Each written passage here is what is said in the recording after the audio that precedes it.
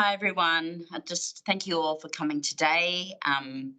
Yes, looks like we've got enough people to begin. My name is Rebecca McGoffin, and I'm the Acting Director of Out-of-Home Care Programs here at DCJ. I've got Catherine Dobbins next to me in the room. Acting Director of Intensive Supports. Yes. So I'd first like to acknowledge that wherever we are, we're meeting on Aboriginal land.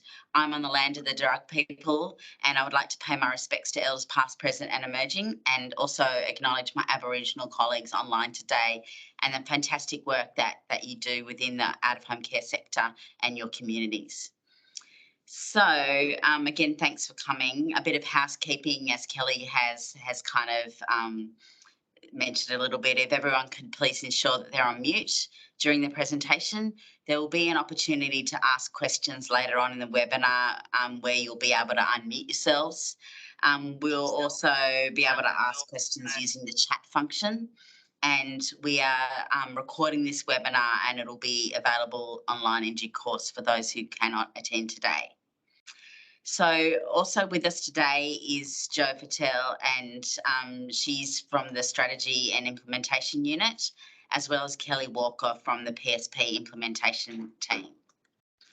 I'll just give you a quick overview of the agenda that's come up on your screen. So first, we will start with an introduction of the new Strategy and Implementation Unit and their role in reviewing the complex needs application.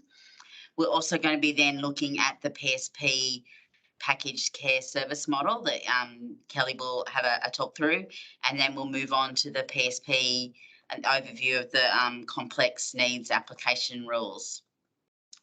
We'll then have some discussion of how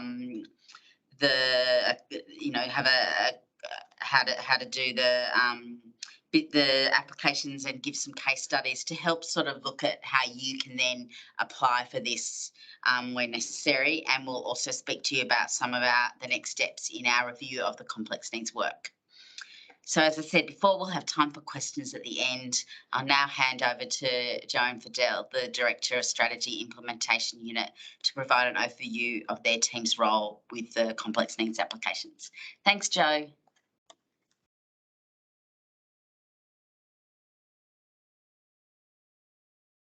Now, I'm not sure if Jo is with us yet or if she has logged on with some other people in her team. Yes, that's a great handover, isn't it, Kelly? I know. I was just... I'm here. Oh, you are here. Fantastic. Thanks, Jo. Hi, everyone. Apologies, I had a few technical issues. So good. I'm Jo Fidel. I'm the Director for Residential Care in Strategy and Implementation Unit. And what slide are we on? Are we...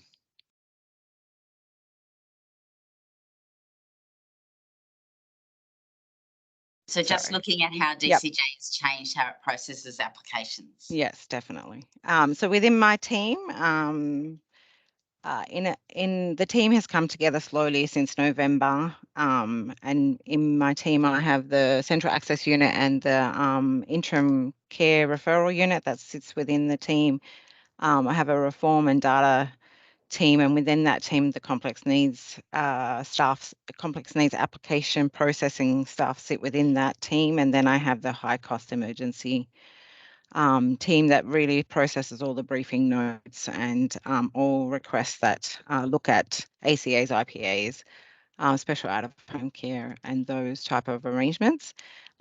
In terms of the team that really sits in this space, in about November,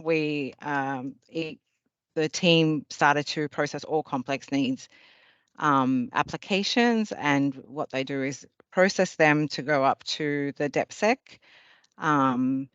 in terms of the approval, including principal complex needs request as well. Essentially what we're doing is really having a consistent approach around the way that we apply the eligibility around complex needs, and that it's all statewide applications come through to one team. The one team applies the consistent application, and then we, progress or not progress depending on eligibility or the level of information that we have at that point in time. And there are a number of things where the team will go back to districts or SIFDUs or seek further information from organisations to make that information a little bit more contemporary or think about eligibility. Around 50% of the complex needs applications have not met eligibility and won't be required to be progressed. We will send that back to the SIFDU where you've had that connection, and they will have a conversation with you about a number of, I guess, considerations around that not progressing. The PSP providers have told us that this has been perceived as a change in the rules. It isn't a change in the rules. I guess it really is about being consistent around applying the eligibility, thinking about all of the things you'll hear today about what's included in packages, you know, what meets an in-principle agreement, what are some of the things around extraordinary costs, all of those things. So applying that on a consistent approach has meant that some of those applications have not progressed. And the district has told us that there are challenges with application processes and templates. We understand that, and hence we're working on what could that look like, and how can we think about, you know, additional support around that context, so that we're all very clear about the eligibility, what sits in that context, and then how do we, you know, progress this information. That's my slide. We're moving on. Who am I moving back to? Thanks, Kelly. To me. Thanks, Jo. Hi, everybody. Look, and I suppose just off the back of what Jo has just said, I think, you know, we just want to acknowledge, particularly for our sector colleagues on the call, that we appreciate that this has been, you know, a really frustrating kind of 4 to 6 months. As Jo has said, we are absolutely hearing that this is being perceived, that kind of the rules have suddenly changed. And that's definitely not the case. And we want to work through the eligibility criteria with you in just a moment. But really, I think what has been experienced is that there have been applications over the last few years that have gotten through the process that probably should not have. And it is really now about tightening up that process to operate within the structure that we should be. So we are going to work through kind of what do the rules say, what is the eligibility criteria, what are the inclusions, and then talk through a bit about kind of what is extraordinary and what is over and above. If you have questions, please pop them in the chat. We can work through them as we go, and then we will definitely have time at the end to have a bit of a question and answer session.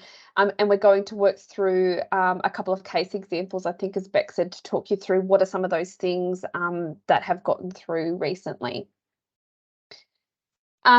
So look, we're just going to go back to basics for a moment, and many of you will be really across this and some of you may not be. So apologies to those who are really entrenched in the model and kind of how it works. But to be really honest, the complex needs specialist package kind of is complex. And part of that is because of the nature of the build-up model that sits within the Permanency Support Program. So you'll see here that you've got your case plan goal packages, your baseline package, your child needs package, and then you have a raft of specialist packages. Your complex needs really sits in that kind of in case of emergency break glass section. Now, that's because what happens across the build-up approach, which is what is really complicated, is that you have certain services, for example, casework, actually builds up across each of these packages. So I think one of the tricky and challenging parts to this particular funding model is that casework itself doesn't just sit within one package. Casework sits within your case plan goal package.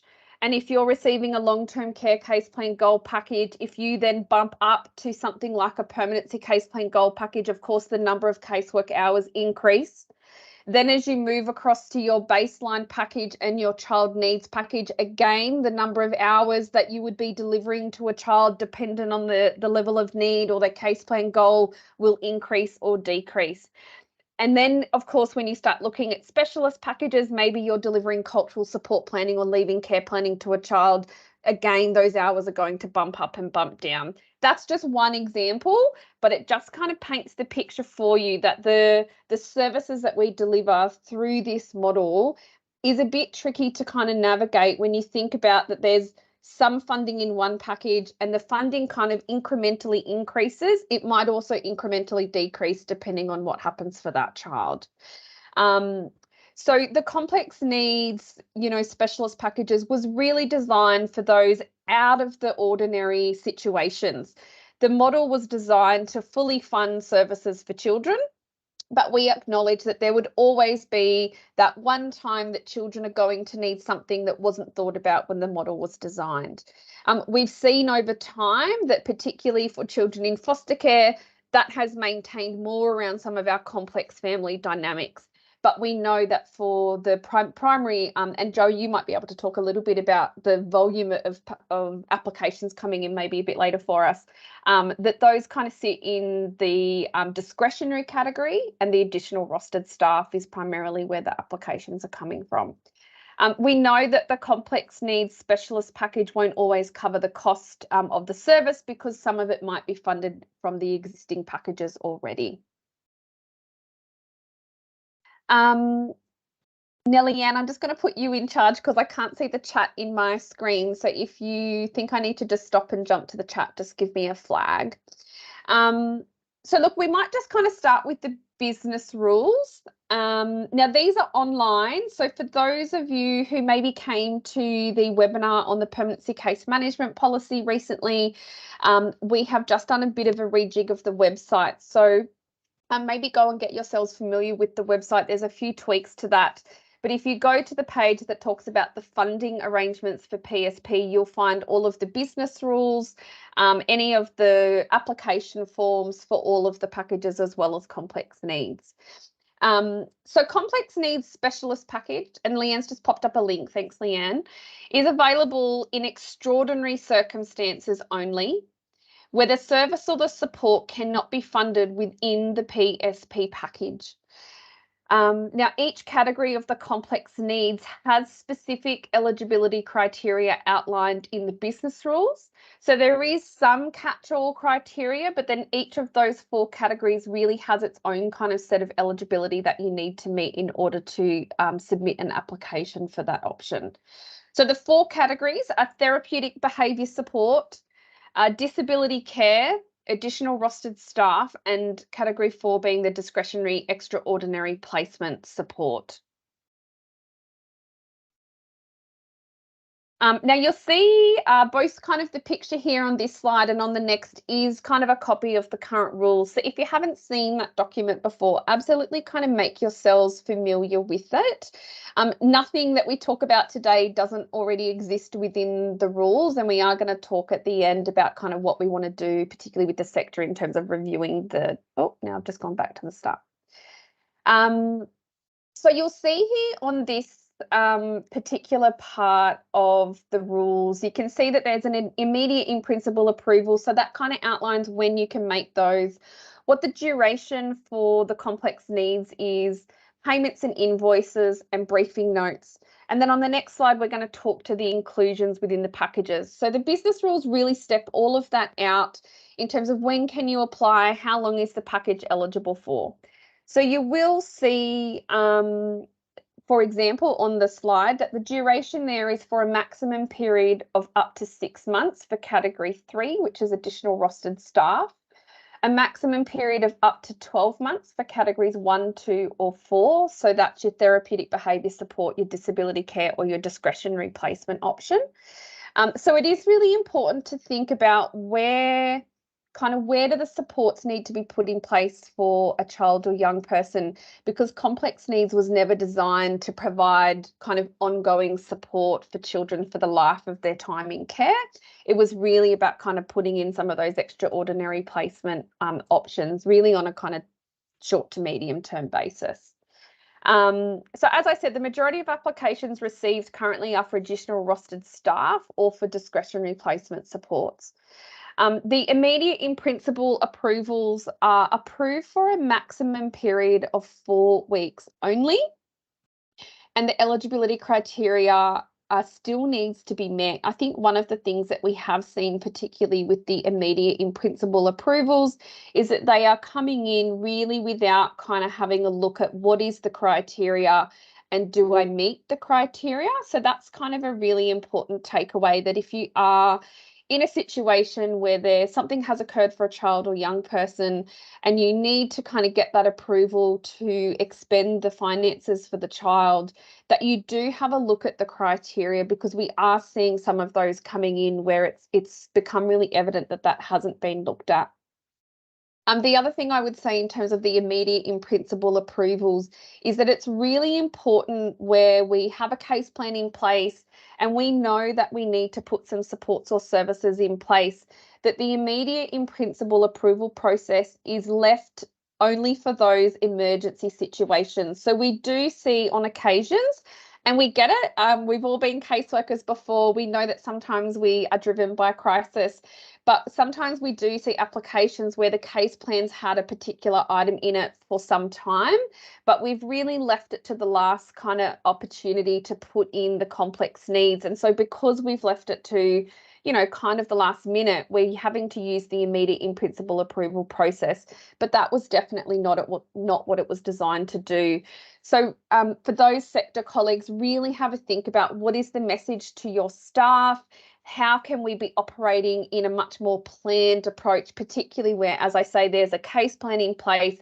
Maybe we know the child needs to have a particular surgery, or maybe we know that there's some complexities in the family dynamics and a really kind of complex situation happening, maybe with family time or a restoration plan that's really extraordinary and over and above and truly meets the criteria, but that we're actually submitting the full application within the time frame in order to get the approval put in place before the service needs to commence. So the decision to decline an application or not progress an application is not subject to appeal.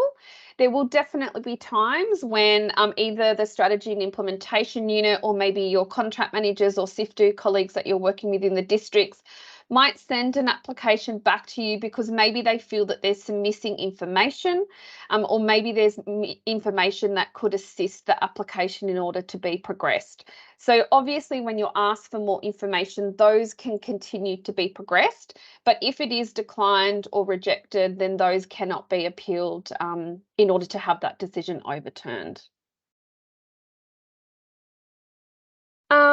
Okay, so when should an application be submitted? So I'd really want to draw your attention here to the third kind of box down in the picture. If you can see that on your screen, you'll see a section there called inclusions. And this is really important because we hear a lot about, well, what's included in a package and how do I know if I can make an application? So in the PSP packages, eligibility rules and inclusions. Now that's an updated document that came out back in January. This used to be a series of documents. So we recently updated the business rules and we merged it with all of the package inclusions. There used to be a one-page kind of package inclusion document for every package, which, as you can appreciate, there was quite a number of documents. So we've really tried to bring it all together for you to make it easier. So you'll see in the box under each package, as you go through the rules, a section that's called inclusions. So that section really outlines what is the casework or services or supports really that need to be delivered within the package. Now, as I said earlier, the packages were intended to be fully funded and complex needs was really only for those extraordinary costs. So you'll see, I think the example on the page here is the foster care baseline package.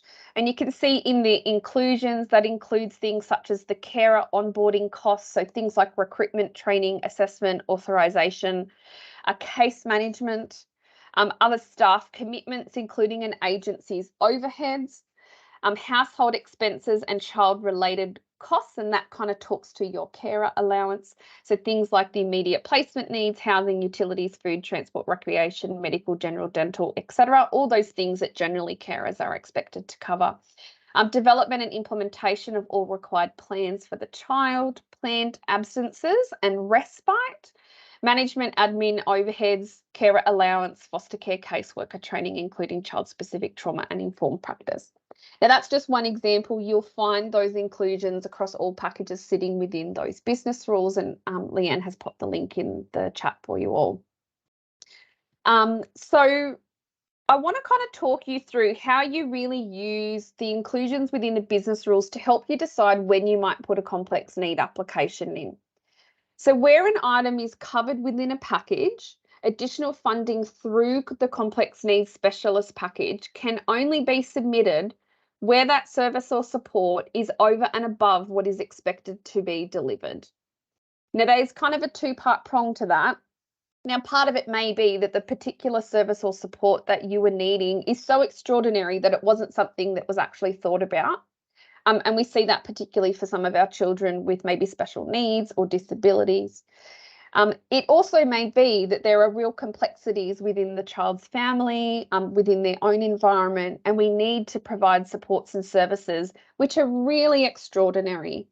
And so that could be in relation to things like family time. It might be in relation to things like respite. We particularly are starting to see that the number of respite occasions is maybe not suitable for some of our children with more intensive needs. And so the costs funded within the packages then need to be considered within assessing whether the costs can be managed by the provider. I think one of the really important things for us to think about is how services are delivered. So obviously, in coming up with the PSP package care service model, it was really designed and built around a service where providers delivered all services as much as possible in-house. We do see, and we see it within our own DCJ service system, that there are times when we maybe need to contract certain services out, and often partly that's because of our staffing shortages, which we all experience from time to time. But it might also be because that's the type of model that a provider has chosen to deliver. So those core services are expected to be delivered in-house, for example, family time, transport and respite. Now, obviously, building carers' networks of support is really critical. So identifying people in a child's world, in their life, who can play a really important role. And maybe that's, you know, their friends, parents helping to take the child to school. Maybe it's somebody in their family, not necessarily being their respite carer, but actually just going to have time with their family. Maybe it's spending a weekend with aunt and uncle. Maybe it's some time with their cousins. I think we often think about things like respite in a structured kind of authorised carer providing monthly respite. But I think if we think about what would those experiences be like for our own children, I know my son goes to my dad's on the rare occasion I can swing it, but you know, it's not a kind of professional arrangement. Maybe they go and spend some time at the neighbour's house on the weekend for a couple of hours so you can go and do something and get some time out. And we need to be thinking about some of those opportunities for our children really to have a normal life experiences outside of the out-of-home care structure. So here's an example of the long-term care case plan goal package. And you'll see in here the package inclusions include quite a raft of things. So we've talked a little bit about things like family time. So you'll see in here that family time is a package inclusion. You'll see things in here like genealogy, family and community connection, cultural support planning, life story work, respite.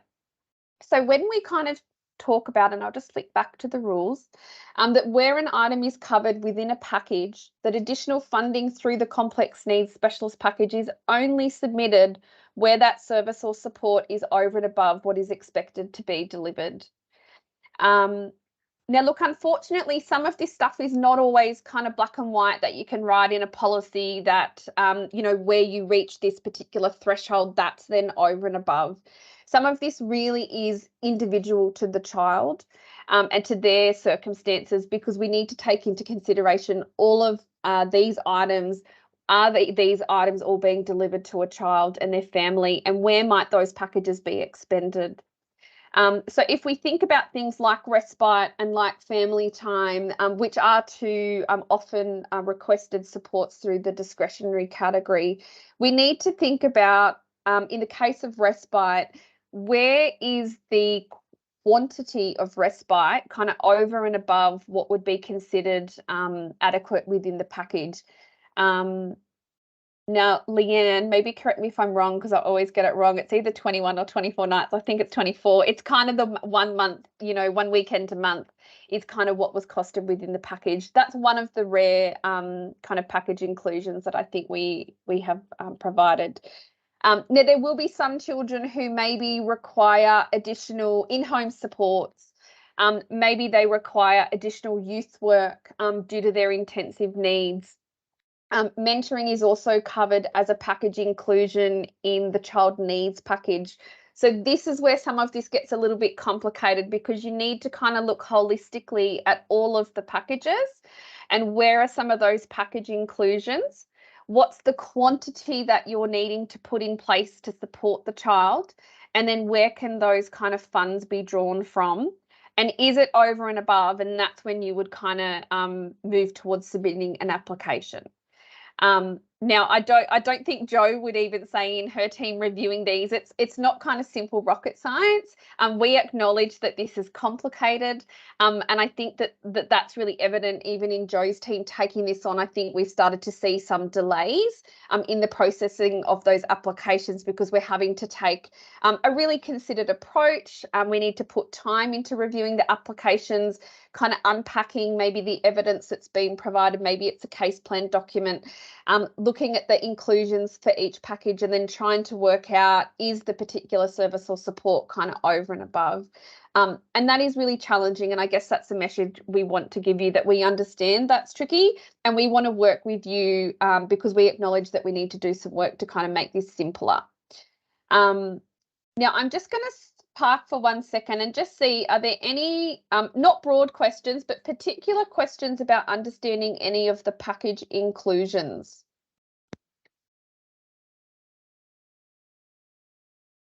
And I'll happily take silence as yes, this all makes sense, but I won't tell myself that. Narelle. I might just ask one. It says go for it. General dental. So just so braces is not general dental, or is it general dental for you? Yeah, it's a really good question. We have a lot of internal debate about things like orthodontics. Look,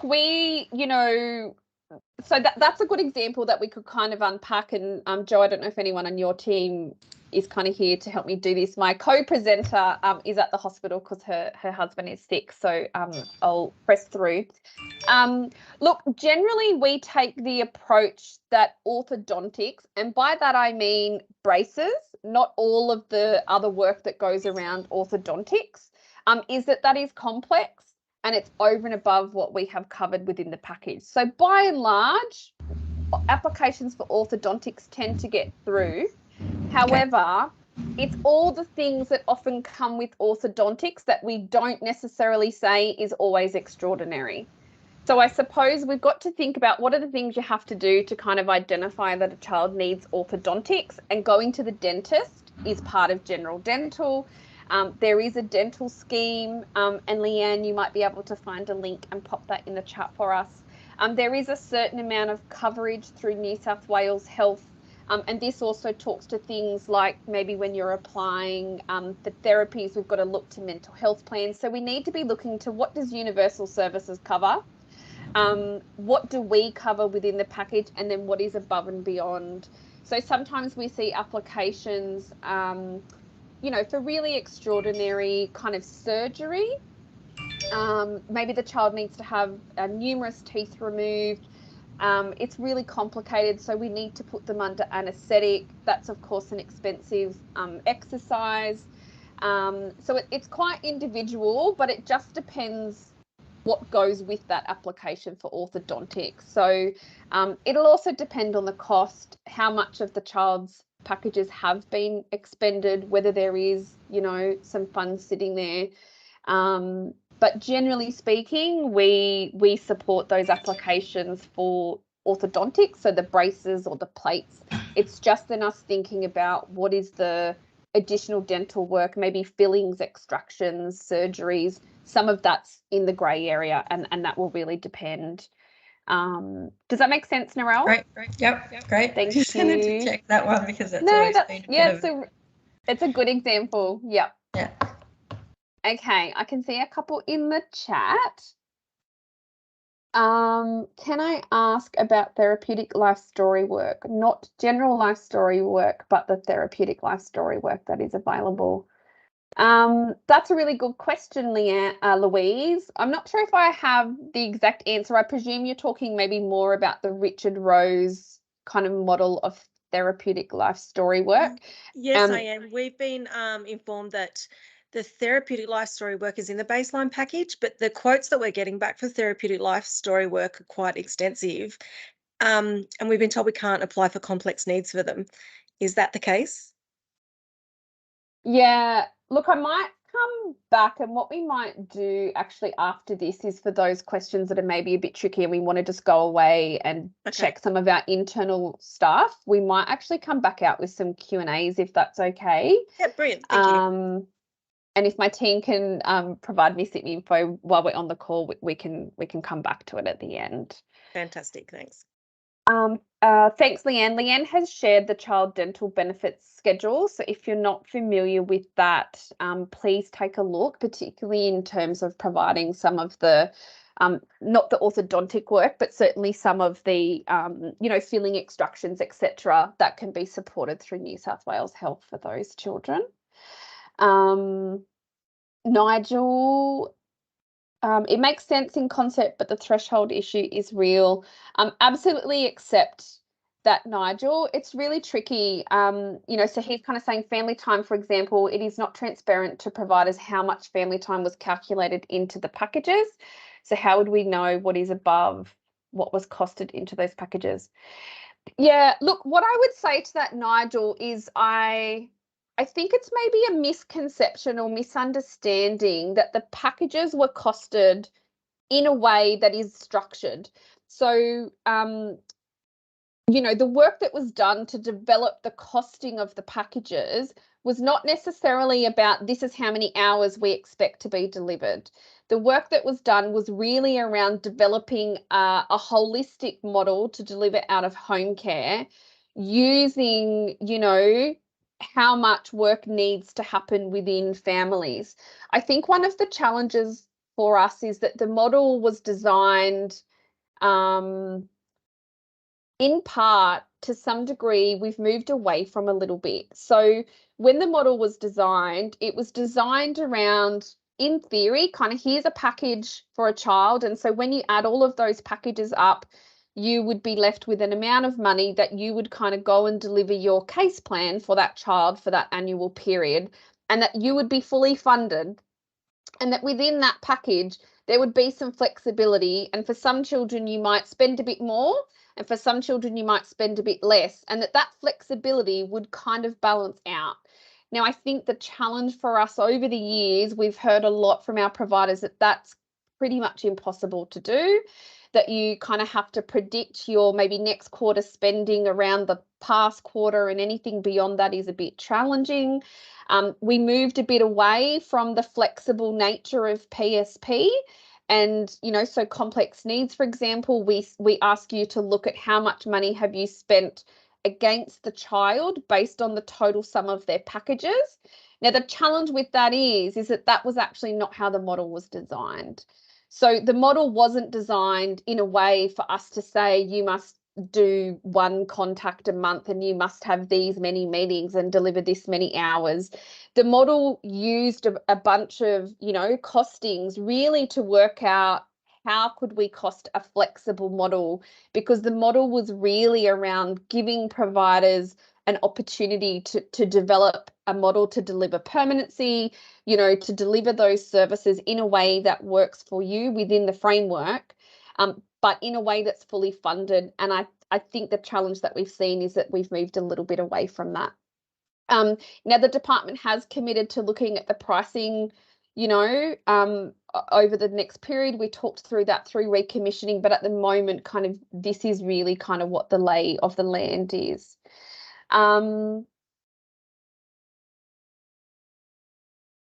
Oh, I have some news about the therapeutic stuff, so I'll come back to that in a moment as well. I don't know if that makes sense, Nigel, but that's the best answer I can give, unless Catherine Dobbs, unless you feel you can add to that at all, or Joe. I agree with you, Kelly. I think have moved away a bit from the intent, but it really was about building a flexible funding, I guess, packages so that, you know, you can ebb and flow amongst those things, and no line item is itemized around frequency or duration or anything like that. Yeah, same. Agree with what you've said. The intention certainly was around flexibility, and, you know, based on assumptions that had been formed through sector engagement about, you know, what expenditure was kind of being required for, and they were built in. And yeah, the intention was that the packages would cover just about everything. Thank you both. And that kind of talks to Renuka, I hope I get your name right, has asked, is there a guide on how much funding should be allocated to each inclusion within the packages? And the answer is no. It's really about these package inclusions are expected to be fully delivered, and really, unless there is something kind of really extraordinary, would you then be submitting a complex need application? So as we kind of talked about, it's really about the quantity. So there's no answer for kind of what is the minimum or maximum. It is about you kind of identifying within your you know, thinking and within your applications around why, you know, you have identified that that is extraordinary. And Stacey has identified it, a good example here around high contact costs due to parents living far away from children, needing regular flights, accommodation, frequent visits. Sometimes parents are separated. So look, it's not necessarily about the cost. It's really about the quantity. You know, as I say, there will always be a level of some children will cost more versus some children will cost less. And some children, all of their contact and, you know, might be managed by the carer and they all live locally and it doesn't require a lot of casework. There will be other children where the casework component is much higher because maybe mum lives interstate, maybe dad lives in another area and we've got to support them financially to get to contact. Those things are all natural and not necessarily extraordinary in terms of casework, but it might be more around how much are we having to do that. So particularly for things like a restoration case plan goal, you would expect to see contact happening multiple times a week. But for a mum who's maybe interstate or sometimes even placing a child with family from overseas, those things are kind of extraordinary, and you would expect to see a level of case planning around how do we make that work, and where can the cost be drawn from the case plan goal package and the baseline package, but then where might additional funding need to be provided. The other thing I would say in terms of items like respite, we have the additional carer support package available for things around really complex family time. We have the 4+ sibling placement package. We have also just made some changes to the rules around allowing that to be made available for children where there are 3 siblings in a family. So there's also opportunities to look at how can the funding be utilised across some of those other packages. And that's where really that picture at the start talks about complex needs really being for the in case of emergency. So where can we kind of look at what does the child need, like what's their case plan and what are all the things we need to deliver to the child in that case plan, and then where are the things that kind of sit within the kind of out of the ordinary or extraordinary boxes can we look at other specialist packages to kind of, you know, meet the needs and the cost of the case plan? And really only in those extraordinary items would you then be moving to complex needs. Now, I'm going to just move on to a couple of examples of applications that have been successful. Now, Jo, are you going to talk through this, or do you want me to? I'm happy to, although it's it's Nicole, so it's Nicole, apologies but if I she's don't not do it here. justice like her. So good. So we're going to give you a couple of examples. This one is around intensive supports are required for a foster care placement to support a child to step down from an alternative care arrangement. We always really like those scenarios because we're really happy to support what that context looks like to offer some more, you know, I guess, sustained permanency placement options as well. So the application was received prior to exit from ACA, but the date of commencement reflect the placement start date and the date of case management transfer. The applications was for youth work mentoring. The details of the carer allowance was included, as well as how the additional carer support package would be used to wrap around services and supports. And the case plan detailed other expenditure, including respite, family time, and therapy, as well as education and vocational care costs. So we were really clear from the onset about what was being drawn down on and what additional specialist packages were being sought through around the support of that placement option as well. So we can see that this sits a little bit outside of that scope. The agency had referred to ITTC outreach for a specialist assessment to occur, which would be used to help inform decisions around placement support. So utilisation of the service system as well is really a good inclusion, I guess, in terms of looking at those applications as well. The application detailed how NDIS plan supports were being incorporated as part of the wraparound supports.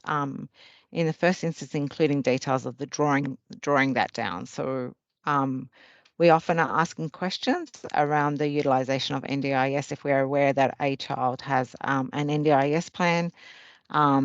We often can talk to our inclusion practice team around whether that plan's being drawn down on, and really sort of consider that in light of additional funds or additional needs as well. So it factors into some of that decision making.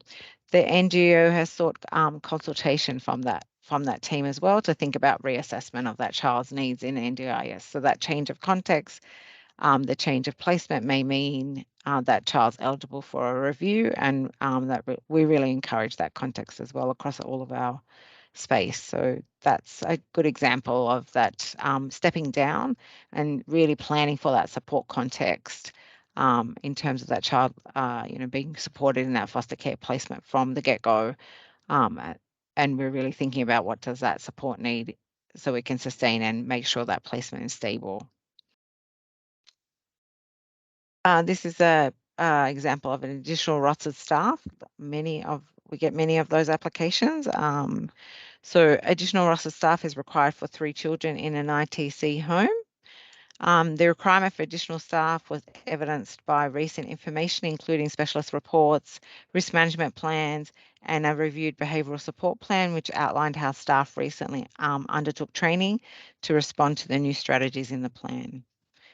The application described how some of the 10 essential elements were being practically implemented within the house, and how the therapeutic specialist, the house manager, supported the care team meetings and the reflective practice, thinking about the specified needs of that home, and how the agency is using the information, I guess, to plan around rostering and thinking around staffing. The application outlined how the current NDIS supports were being used in the first instance, including details of the plan drawdown, and that an urgent plan review had been requested to identify how the plan could be reassessed for 2 of the residents in that home around their additional support needs. The house roster was included, detailing which staff were additional hours. The cost breakdown included information specifically only to the staffing, which was above the funding in the model. The application has a clear step-down plan, which included measures to review and monitor the ongoing need for additional staff and monthly discussions at the district panel. As you know, additional staff is only up to 6 months, so we need to see, some plan around how you plan to reduce that need for additional staff across the context of that home. That's that one. Do we have another one, or I need to? I think it's just the two. Yeah. Thanks, Jo. Now there's a couple of questions here. I'm sorry, I'll just backtrack. So Lupe has asked, what is needed as evidence of what has been covered inclusions from the PSP packages? Is the form going to be updated to cater for that? It's a really good question, Lupe. We're going to talk a little bit at the end about kind of next steps, and we do want to work with the sector to make some updates to the business rules. But we also want to hear from you, and really open to people popping it in the chat now. Kind of what do you feel that you need that would help you to understand kind of what is required? We have developed some some bare bones of some guidance that we think might be helpful, and we'd really like to work with the sector to kind of work through that and see whether that might be helpful. But if there are additional thoughts about what you need, we're really open to hearing that. Updating the business rules in the form is absolutely on the agenda, but we want to work with the sector around doing that. Now, Sharon, you've asked a couple of good questions. The first one is around kind of, is there a level playing field in relation to children in the department's care and NGOs care, i.e. kind of do they use the same processes and can we have the same?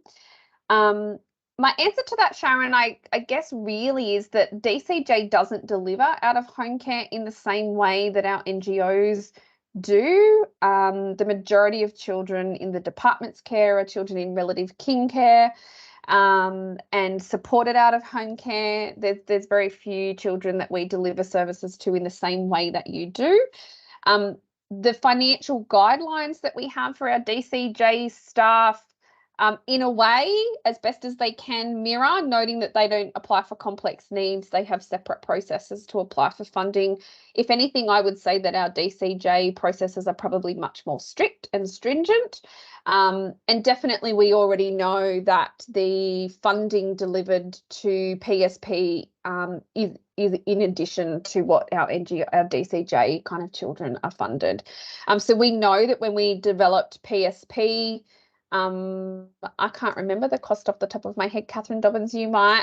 About 120 million extra per year kind of was funded to PSP compared to the old model.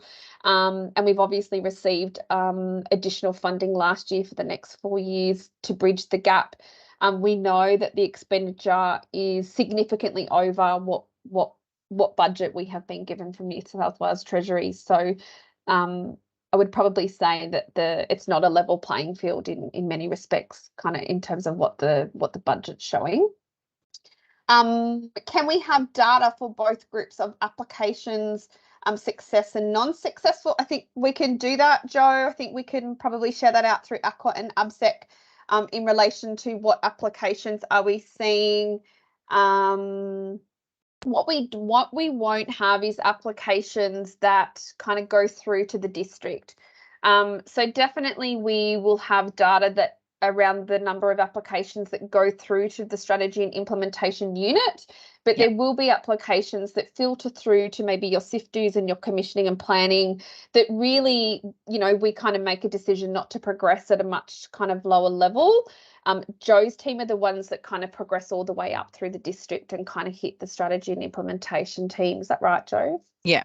So everything that sort of lands in our mailbox has been through had a discussion often about in complex needs panels, been through the SIFTU in support of that context, maybe had a commissioning and planning review around its eligibility, and at the district level, there is some in principle agreement that it should be progressed to the team, and then that's where we collect the data around those that were successful and approved, those that were not progressed, and those that didn't, I guess really meet the eligibility.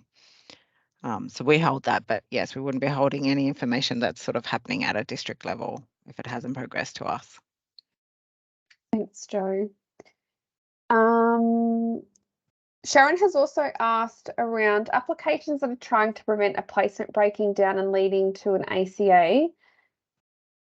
Oh, do you mean data, Sharon? You want data on those?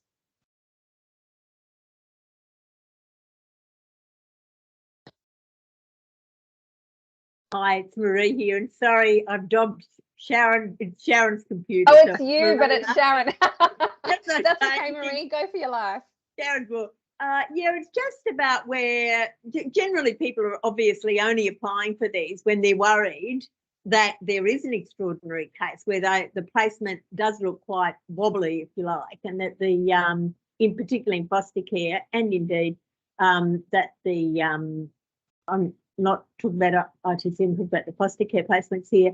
So it would be great for us to get a sense about, have we, can we follow through data-wise those applications that have been unsuccessful, but they lead to an ACA, so that the idea to try and save the placement has not been successful, but then we end up both spending a lot more as well as having children who are outside of a family situation in an ACA in a hotel, costing us all a lot more, and themselves as well having that. Yeah,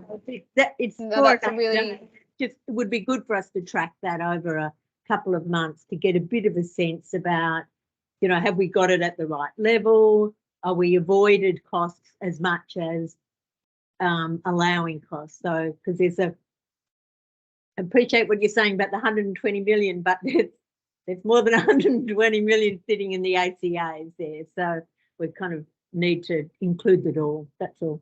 For another day, Kelly, that's just good for us to watch that data as well. No, it's a really good point, Marie, and I think lends itself to kind of just how challenging some of this stuff is. So we have made changes in January really to expand the capability of us providing funding through the additional carer support package, particularly in times where there is placement instability or we predict that there'll be placement instability. We want to really be preventing any chance of children's placements breaking down. So absolutely, as Marie's saying, like, we want to be putting whatever supports and services we can in place to help carers where things are starting to get wobbly. We kind of don't want to leave it till it's too late. We can support those applications through the additional carer support, and if there's additional needs outside of what that package can fund, that's when you would be using your complex needs package. I don't know that there's any declines that have necessarily led to ACAs, Marie, but we'll definitely take that as an action to go back and check the data. It's a really good kind of scenario in relation to kind of where does the decision making lie. And I think a couple of things we want to be really mindful of. You guys as our providers, our children are in your case management. And so I guess the message I would want to make sure that we're really clear on is that the services delivered to children absolutely sit within your decision making. It's not the department's decision to say, no, you can't give therapeutic life story work. No, you can't allow that child to fly to Tasmania to see their family. Those decisions absolutely sit with our providers as those holding primary case responsibility. The decision that the department is really being asked to make is whether we can provide additional funding to help you to deliver that casework support. Now, whether we approve or decline the request shouldn't always make an impact on whether the service happens. because really, if you as the provider have identified that that service is required, the child in theory should still receive that service. The question is just, can the department provide additional funding over and above the PSP packages for that child? And I think it's just important to make that distinction. So Marie, I'd be really worried about us declining an application for, I don't know, say some youth work supports for a family, and then it led to an ACA, because it absolutely is about what is the casework that the NGO kind of would be providing. But I think we can kind of take that away. And I think this is one of the areas where we need to do a little bit of work around fleshing out the business rules a little bit more.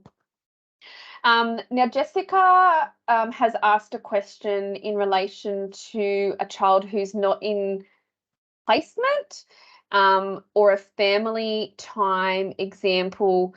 I don't know if you've got one off the top of your head, Jo. I suppose the family time ones that we see usually where there's a number of children, where the family dynamics are a bit complicated. Maybe we do have mum and dad or multiple, maybe there's a number of children with, a couple of different dads, or mum's in this state, dad's in this state, the other dad's over here. Sometimes there's multiple agencies involved in trying to coordinate the family, and you might have a restoration case plan goal for some kids and another goal for other kids. That's a tricky financial kind of application. And really we need to be just looking at holistically, what do the children need, what's funded in each of those packages, and then how best do we deliver that. Looking at kind of sibling case coordination is something we're committed to do, I think back in the February forum. So that's a piece of work that we're looking at, and we'll work with the sector around. And I think some of this will also kind of fall into the pricing review, that we need to look at some of those complexities. Prue That's has made definitely a a good example, Kelly, around the complexities that sit in that family time. It's not your stock standard scenario. It really is extraordinary in its nature and complicated by multiple players, multiple scenarios, multiple venues and locations and those things. Yeah, absolutely. Prue's made a really good suggestion that it would be helpful to have a template to attach to the applications for costings. We can take that away, Prue, and I think Jo's team have been leading some updates to like the ACA forms and those other forms, and they've embedded some templates into that. It's a bit more challenging with complex needs because it's not as kind of simple, but we can definitely take that suggestion away.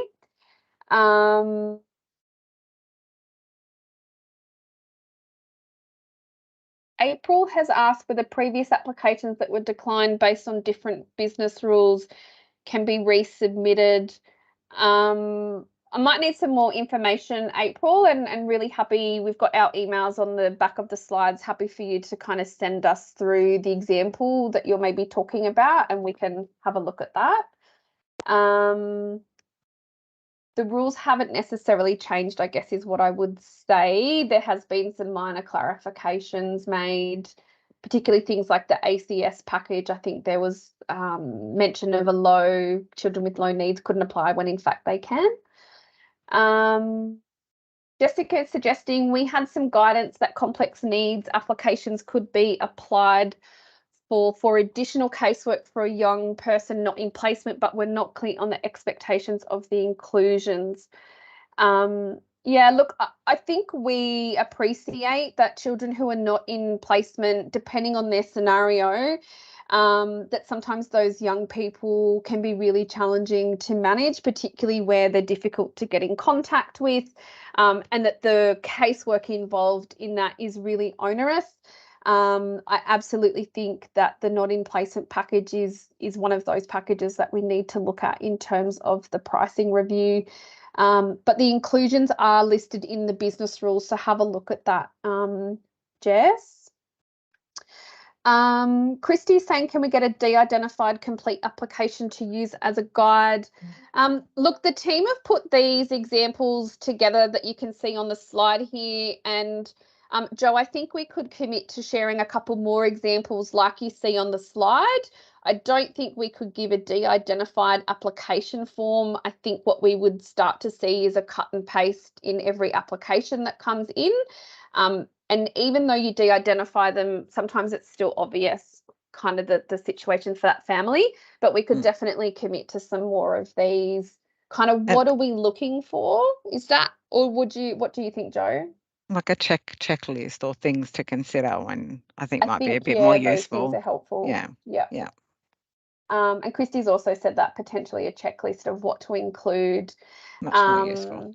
Yeah, and we are going to take another look at the current application form. There is already a lot of guidance in the application form, but I think what we see a lot is that people tend to give us a lot of background information about the child and the service that they need and why they need that, and kind of, you know, really kind of well thought out written information.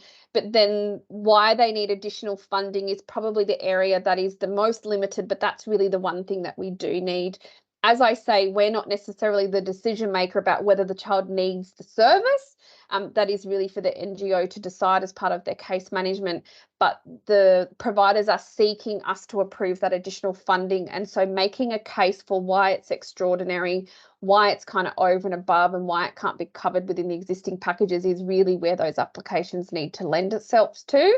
So we are looking at the application form, and we will kind of have a go at, you know, clarifying some of that, and we'll work with the sector to consult and collaborate on those areas over the coming little period of time. And we've run out of time, but we do want to work with you around establishing a working group.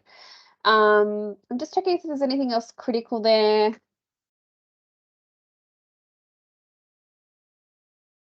Kelly's Beasley's asked a really good question, Jo. When an immediate in principle approval is not replied to by DCJ within 2 business days, do they submit a complex needs within 5 or wait for the DCJ reply? I'd definitely say put an application in. Yeah, definitely put an application in. And I apologise around the in principles. There's been some confusion, particularly, I guess, in the change from CAU coming into SRU, and previously a lot of people were sending things directly to statewide services mailbox in terms of Janice, but I have a mailbox and the complex needs. If ever in doubt, just send it to the complex needs mailbox in terms of in principle through your SIFTU. The SIFTU knows that, but your SIFTU needs to send that through. We have been attempting to stay within the 2-day time frame, and in most instances we do that if we have the right information at the point in time.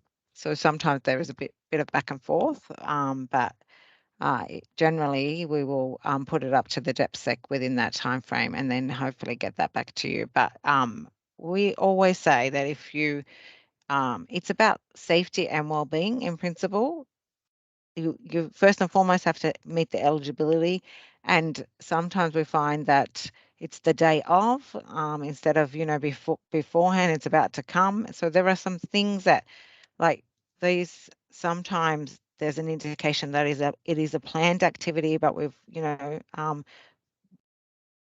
I guess the timeframes haven't been really thought through, and so sometimes we're getting in principle for that purpose. So really what we're doing is going back to the intent. The intent is about safety and welfare or well-being, and there's something about that needing to happen right here, right now. If not, just put an application in, a full application.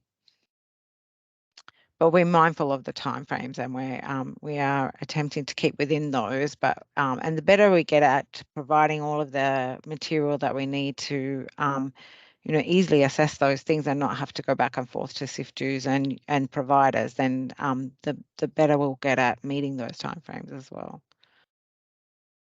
Thanks, Jo. I know we've gone over, but there's a couple of questions here that I think is helpful for us to cover. And for those of you who need to jump off, thank you for your time. You can absolutely come back and watch the end of the webinar. Catherine Dobbins, if I could just call to you, or I think that's Nicole next to you. Palani has asked that the ITC SD program supports young people 12 to 18 who experience rapid physical, cognitive and psychosocial growth, and that matching them to co-share accommodation can be really challenging. Can they apply for complex needs to support individual placement support? I assume that means kind of a one-on-one scenario. Do you have a thought or a comment about that? Yeah, thank you. And thanks for the question. I think what I would say is in October last year with the new contracts, we brought in a 2-bed model for ITC homes and ITCSD, specifically for the purpose of young people who were not sort of able to be grouped in a 4 for a period of time. And there is, so the expectation is that, we have this 2-bed model to cater to those needs, and in the small number of cases where a young person can't be grouped with anybody else, that 2-bed model, the pricing accounts for one-on-one staffing where there's one child in placement for SD. So I think we would not expect to see any kind of complex needs for additional rostered staff for a young person who can't be grouped unless, additional staffing over and above one-on-one is required. Thanks, Catherine. Now that I've said we'll answer questions, they're going to keep rolling in. So what we might do is, if you have questions, please pop them in the chat box. We can come through and answer those that are relatively easy to answer by responding. We will turn the questions, if it's helpful for you, into maybe a bit of a Q&A document, and we can send it around. I do want to just talk you through some of the next steps. And I'm not sure if our ABSEC colleagues are on the phone, but I know we have Marie and Sharon here. We do want to work with the sector around establishing a working group. And I just wanted to talk a little bit about that. So look, what we plan to do is to make some minor clarifications to the business rules. Now, part of that is because we have had a team like Joe's come on board, and some of the business rules make references to the Director Intensive Supports, who still exists but is not responsible for complex needs anymore. Some of the things we've talked about today, where it's just kind of, when you read the rules, it's not abundantly clear, and it's maybe a little bit kind of, you have to read between the lines. We want to make the rules as crystal clear as we can. We then want to work with you to develop some guidance, and I think a couple of you have mentioned things like a checklist or something would be really helpful. We have developed some internal tools for our staff, and we've tested those out, and the feedback is that that's kind of been really helpful. And so we now want to move to testing out some tools with yourselves. Aqua, I'll put it on you because I'm not sure if our ABSEC colleagues are here, but we'd love to work with you and our sector peaks to kind of progress some enhancements to the business rules to really make the process clear, roles and responsibilities, what's the evidence that you need to submit, and have another look at the forms as well. Now, we can do that in a couple of ways. We have a streamlining working group coming up in a couple of weeks. We can utilise that existing structure. We can also set up a separate working group. It would be a time-limited working group, probably for the next, maybe 2 months or so while we work through some enhancements, and then we would be working together to kind of roll out those changes. So, Marie, I might leave it with you maybe to have a yarn to your sector colleagues and see what they want to do, whether they want to use the streamlining working group if they're happy with that approach, or we can set up a separate working group, and we'll have a talk offline as well to our ABSEC colleagues and see what they want to do, unless people have a preference. Happy for that to be popped in the chat.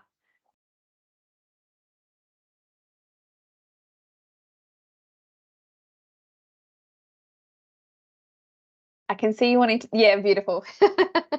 Sounds good, Kelly. Thanks, Sharon. Look, sorry folks, we probably could have had nearly two hours. We weren't sure if we would need the hour, but I think this has just demonstrated that there's a lot of, you know, kind of need from the sector to talk through complex needs. We're happy to meet with you at any time. What I will put up is the email addresses for our various teams. So if you have questions about the business rules or trying to understand some of the kind of policy requirements, you can email the Permanency Support mailbox. If you have particular questions around applications that are progressing or not progressing, you can direct those to the Complex Needs Apps mailbox. That's the Strategy and Implementation Unit mailbox, and that's where the advice is coming from in terms of whether those applications are progressing or not able to progress. We're really happy to kind of answer questions, and if it is of any value, you know, we've certainly talked to our district colleagues. I'm happy to come and present at things like the local digs and rigs as well, if that's helpful on a more localized level. I hope it's been really helpful. Feels a little bit rushed, so we might even plan to do another one with a little bit more time. And maybe if you have any questions that you want to submit in, we can actually make it more of a Q&A now that we've presented some of the info. So happy for that feedback.